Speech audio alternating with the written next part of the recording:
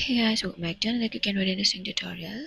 So in this quick tutorial, I'm going to show you how to change text font on Google Sites. So first if you want to open Google Sites, after opening it, I'm just going to create a blank site here. So for changing the text font, first I'm just going to make a text here, and you can see the font that has been selected here. And for changing the font, first you just need to select the text that you had been typed, and then here on the top you can see many options, and here as an option you can see the type of text that has been selected. Click on that, and from here you can just choose the font that you wanted.